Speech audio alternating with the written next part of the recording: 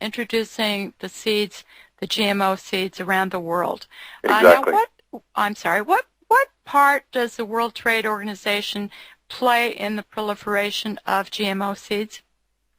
A very crucial part. At the same time, in March of 2003, that George W. Bush was revved up for the war on Iraq, Bush held a press conference where he made a World Trade Organization legal action by the United States government against the European Union for de facto violating fair trade practices of WTO by not allowing or permitting patented seeds to be grown in the European Union, not giving them authorization.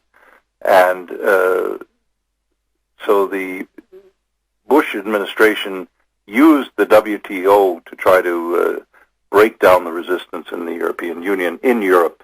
I can tell you, living in Germany, that about 80% of the population, when they're asked, are vehemently against GMO seeds. They don't want their children to be exposed to things that haven't been adequately tested and proven to be safe. And the popular resistance to GMO is enormous. I give talks all the time from England to Ireland to Germany to Austria and Switzerland and other places in Europe.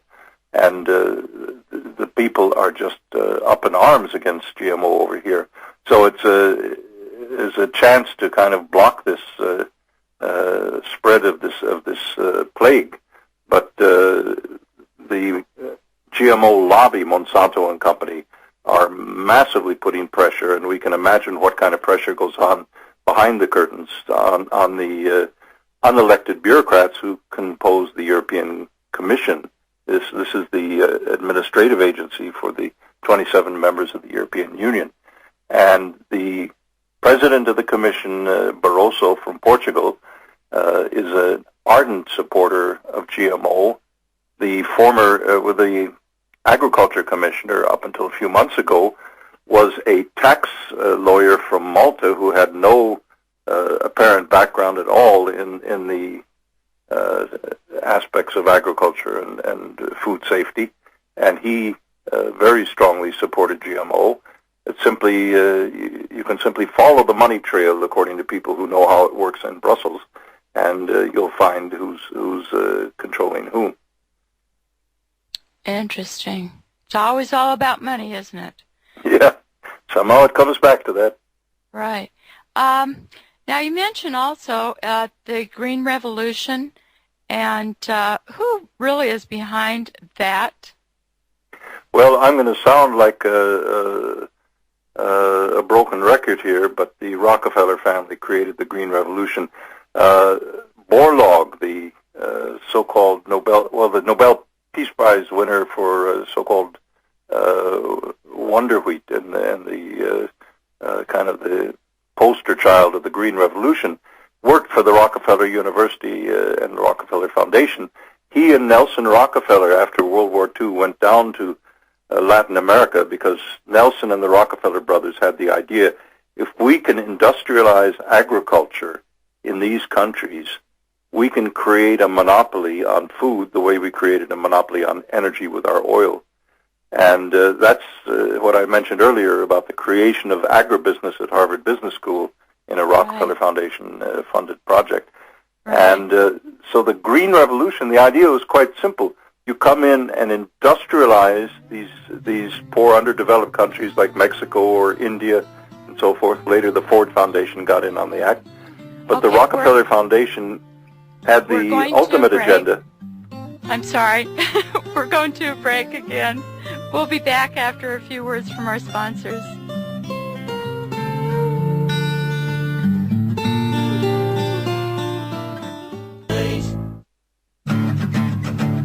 Government puppets all echo their will, so smug while we swallow their fork-tongued pills. Welcome back, friends. I'm Deanna, and I'm here with my guest, F. William Engdahl. I'm sorry about those commercial breaks, but that's what keeps us running. That's what keeps our network going.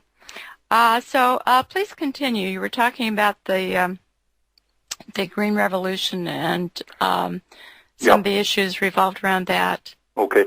Well, the basic idea, the Green Revolution was a complete failure in terms of improving crop yields and so forth. But what it did do was introduce petroleum into a huge new market in underdeveloped countries, from Latin America to parts of Africa and especially to India.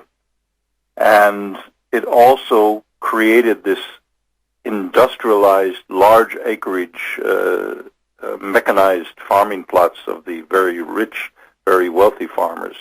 So in effect, it drove poor peasant farmers off their lands in literally in the millions over the last 50 years, and forced them into the cities where they, desperate to feed their families and get work, they worked as low-wage laborers in unskilled jobs. And that was part of this globalist agenda, if you want to call it that, that the Rockefellers also were pushing at the time. So it served at both ends of their agenda. And this is particularly true, like in countries of Mexico and India and places like that, third world countries. Yeah. Well, you don't hear so much about the Green Revolution anymore. They gave a Nobel Peace Prize to Borlaug to try to promote it years ago. But you don't hear so much anymore because the harvest yields actually went down after the first 2 or 3 years of improved yields and became lower than before the Green Revolution. And so it's really not anything but a public relations stunt and a way to get chemical fertilizers produced by Rockefeller companies and petroleum products like tractor, gasoline-driven tractors into these new markets. Now, didn't Reagan actually give the green light to Monsanto? Reagan, he was. GMO wasn't. What do you mean by green light to Monsanto? Let me ask that well, first. basically, he wanted the America to be first. He wanted dominance, and didn't he kind of open the door for the big corporations to come in and take over where government had functioned before? Because he actually said we want less government, and so in saying that we wanted less government, he basically turned a lot of power over to the corporations. Is that true, or am I? Well, in that sense, yes, very much so.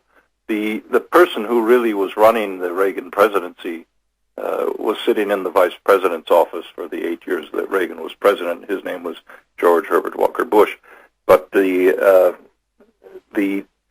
deregulation, the privatization of many government functions, and the removal of regulations, that came from a project that was, again, I have to say the word Rockefeller, that dirty R word. It came from a project that the Rockefellers promoted. John D. Rockefeller wrote a book called The Second American Revolution in 1973, where he called for the privatization and deregulation of government to let the private sector initiatives take more of the work. Well, for most people that sounds reasonable because everybody's been frustrated by a government bureaucracy in their life. But behind that was exactly the agenda you're talking about. So in that sense, Jimmy Carter was the first ones to start the deregulation, and then Reagan by busting the air traffic control union at the beginning of his presidency signaled that he was going to be anti-union president, and that helped industry to bust trade unions all across the country and drive membership from 26% of the active labor force down to about 12% today, the last figures I've seen. So that helped greatly to reduce the living standards of working Americans, not the upper 10% who raked off the profits of this, but the majority of blue-collar and working people in America. Certainly. We have a couple of callers on the line. Would you like to take some questions? Okay, we can do that if we have a few minutes. Sure. John? thank you for calling. So we have Werner on the line. Good afternoon. Good afternoon. Well, your subjects are right up my alley. I've been farming for over 50 years. Uh-huh. And when I first started out farming, I started out with a team of horses the first few years. Mm-hmm. And I walked the ground, and as a farmer, you have to have a keen sense of observation, what happens on the land. And the main goal is to keep the fertility of the soil. Yes. This is just only besides the point. You mentioned there about the GM-modified crops. You know? Yes. What made it necessary to develop the GM-modified seeds? Why is it necessary? You tell me, because I have not been able to find a single beneficial aspect of GMO seeds other than the fact that the seed purveyors like Monsanto can collect a license fee from farmers like yourself who buy those seeds and effectively lock you into their grip of control. Yeah, that's the ultimate purpose. But what has been given to us as a reason, basically... What the reason that has been sold is that these seeds are able to use less chemicals because the Roundup is such an effective herbicide, and that they're able to create a bigger harvest yield, which is a fraud, and they're the only ones who make the tests that claim this. So, and the test results, it's been proven that the test results that Monsanto and other companies, GMO companies, promote have been faked. They fake their own test data in order to be able to make a public relations. What else is new? But basically Roundup resistant. Roundup is a herbicide. Roundup is a herbicide, yeah. Is being used in order to control weeds. Yeah. Here, I want to point out, as I say, I started farming right from the basic level, and I soon realized when I had a manageable soil, I could keep the weeds at bay with tilling methods. Yeah, that's the point. And proper crop natural methods are much healthier. Good, sound agricultural practices. Yeah. But here I want to point out, when I came here to Canada 41 years ago, within a few years, I realized there was something rotten in the state of Denmark. And here I want to point out what I've observed year after year, the deliberate introduction of alien weeds in this area. Alien weeds? That's interesting. Some of them, they were not native from here. Some of them, I recognized them from over there when I was farming in Germany, you know. Uh-huh. And the first few years, I never saw them anywhere around here. And then the first time they show up in a strip 8, 10, 12 feet wide. Like somebody had gone through the field. And they were being introduced with the help of selective herbicides that would kill the existing crop to make give the weeds a good head start. And the first year they would show up in the field, they would mature normally 2 to 3 weeks earlier than what they normally would do. So they were already matured and had seeded down when you were harvesting, for example, the grain. Uh-huh. Mm-hmm. Very interesting. I wouldn't surprise me at all. And as I say, I've seen it year after year after year.